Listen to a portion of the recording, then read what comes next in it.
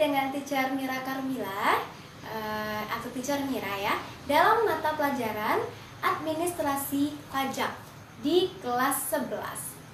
Sebelumnya Teacher ucapkan selamat kepada kalian semua yang telah berhasil untuk naik ke kelas 11. Di kelas 11 ini kita ada mata pelajaran produktif, yaitu Administrasi Pajak. Nah, untuk pertemuan pertama kita akan membahas tentang konsep dasar perpajakan.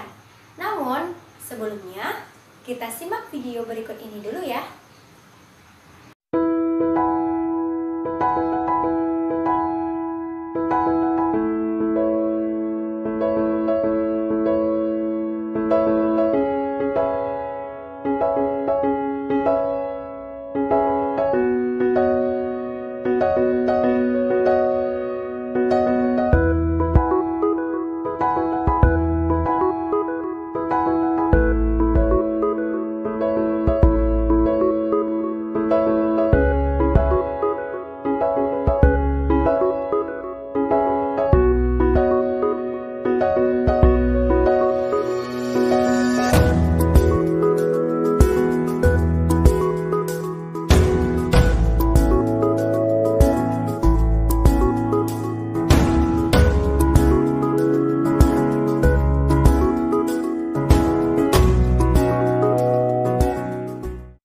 Gimana? Kalian sudah lihat videonya?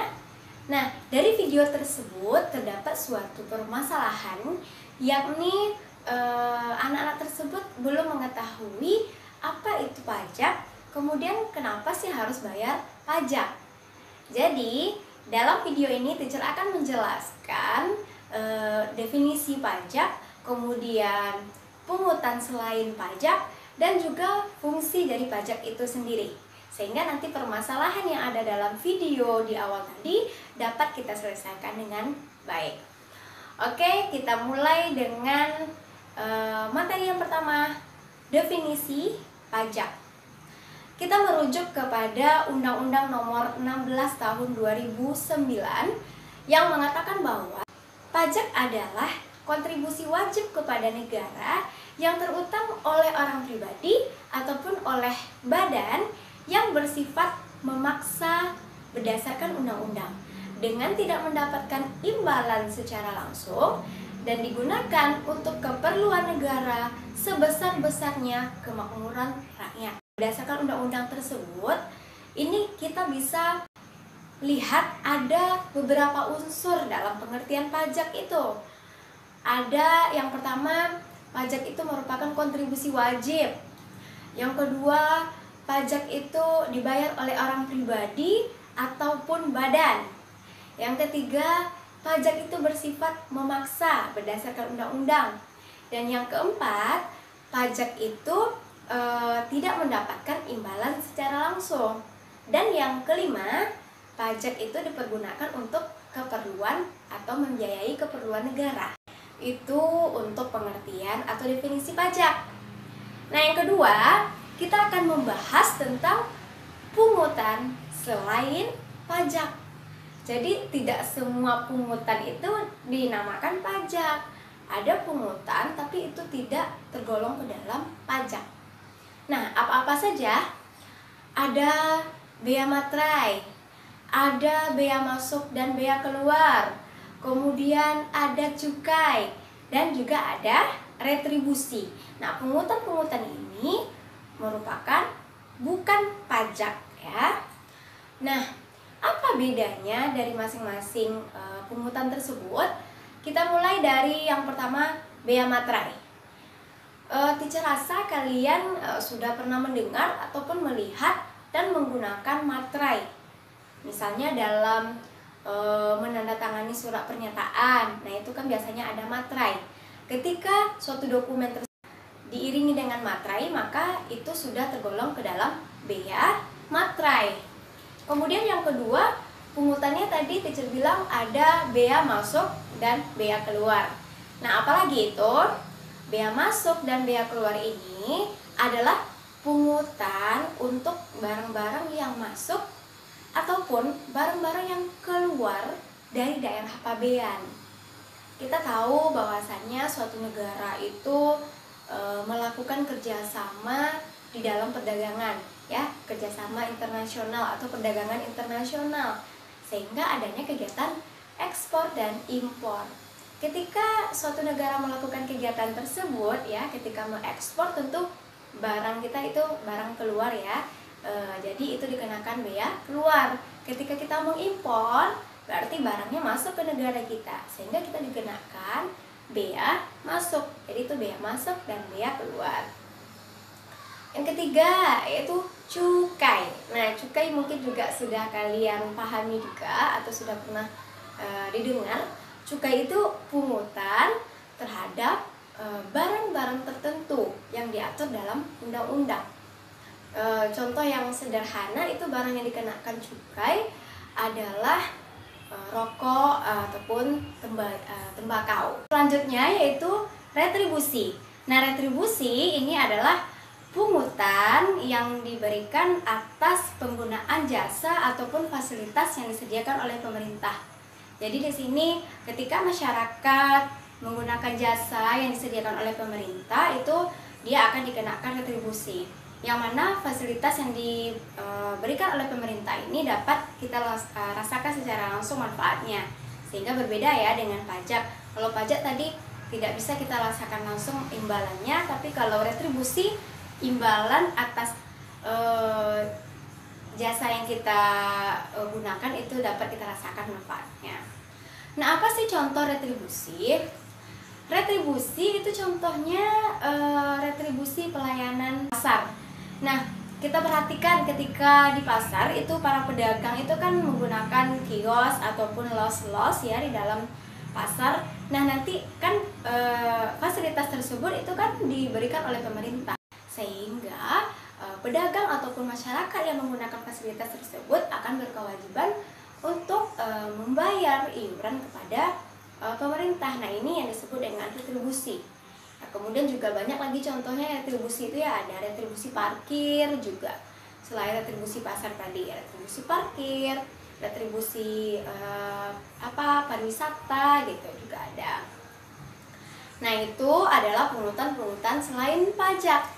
Sekarang kita masuk ke materi yang ketiga, yaitu tentang fungsi pajak. Nah ya, kira-kira pajak itu berfungsi untuk apa? Kenapa harus dipungut pajak? Yang pertama, fungsi pajak itu adalah fungsi anggaran atau budgeter. Apa maksudnya? Pajak itu berfungsi sebagai sumber keuangan negara, ya. Jadi keuangan negara itu bersumber dari pajak pada umumnya, atau sebagian besar berasal dari pajak, yang mana nanti akan diperuntukkan atau dipergunakan untuk membiayai pengeluaran negara. Ya, jadi itu yang disebut dengan fungsi anggaran. Yang kedua, fungsi mengatur atau reguleran. Nah, apa lagi fungsi mengatur itu?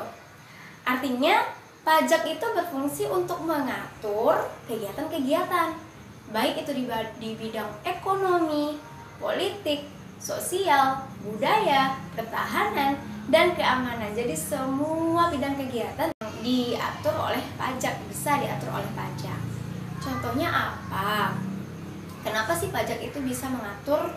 Kita contohkan ketika kita membeli barang-barang mewah, ya, yang tergolong mewah, ataupun barang tersebut contohnya minuman keras atau apa ya, barang-barang yang memang dilarang penggunaannya secara berkelebihan. Jadi atas barang-barang tersebut itu tarif pajaknya ditentukan oleh pemerintah itu akan lebih tinggi, ya. Jadi pajak itu bisa mengatur tingkat konsumsi masyarakat gitu, tingkat konsumsi masyarakat atas barang mewah dan minuman keras tersebut. Jadi itu adalah fungsi mengatur. Fungsi pajak yang ketiga adalah fungsi pemerataan pendapatan atau redistribusi. Nah, fungsi ini yang mana pajak tersebut kan dipungut kepada warga negara, kemudian akan dikembalikan lagi kepada warga negara atau kepada masyarakat dalam bentuk apa? Dalam bentuk pelayanan publik atau fasilitas-fasilitas umum.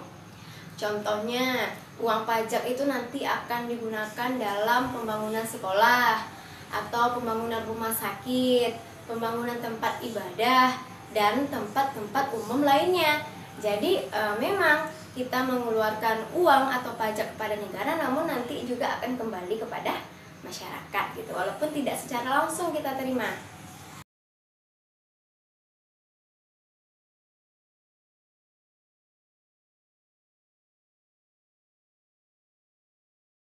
Oke, fungsi pajak yang keempat yaitu fungsi legalitas pemerintahan. Maksudnya pemerintah itu kan membebankan kepada warga negara untuk membayar pajak. Sebaliknya warga negara juga berhak untuk meminta akuntabilitas ataupun pertanggungjawaban dari pemerintahan tersebut atas pajak yang telah mereka bayarkan gitu. Dan yang terakhir yaitu fungsi stabilitas. Artinya pajak itu digunakan untuk menjalankan atau melaksanakan kebijakan yang berhubungan dengan stabilitas harga. Sehingga nanti kalau stabilitas itu kan berhubungan dengan adanya inflasi ya. Ketika terjadi inflasi misalnya di masyarakat, atau inflasi itu kan sama dengan harga yang selalu mengalami kenaikan. Sehingga ketika harga terus naik, maka jumlah uang yang beredar di dalam masyarakat itu kan meningkat. Itu kan menandakan tidak bagusnya perekonomian gitu kalau terlalu tinggi inflasi. Nah, untuk mengatasi atau mengurangi inflasi tersebut agar harga menjadi stabil kembali, maka bisa diatur dengan pajak ya. Jadi pajak itu bisa mengembalikan stabilitas harga sesuai dengan yang diharapkan oleh negara. Baiklah anak-anak, itu adalah materi kita pada video kali ini. Di video berikutnya kita akan melanjutkan tentang konsep dasar perpajakan yang lainnya ataupun tata cara yang berlaku di negara kita mengenai perpajakan. Terima kasih atas perhatiannya dan mohon maaf jika ada kesalahan dari teacher. Teacher akhiri dengan Assalamualaikum warahmatullahi wabarakatuh. Bye bye.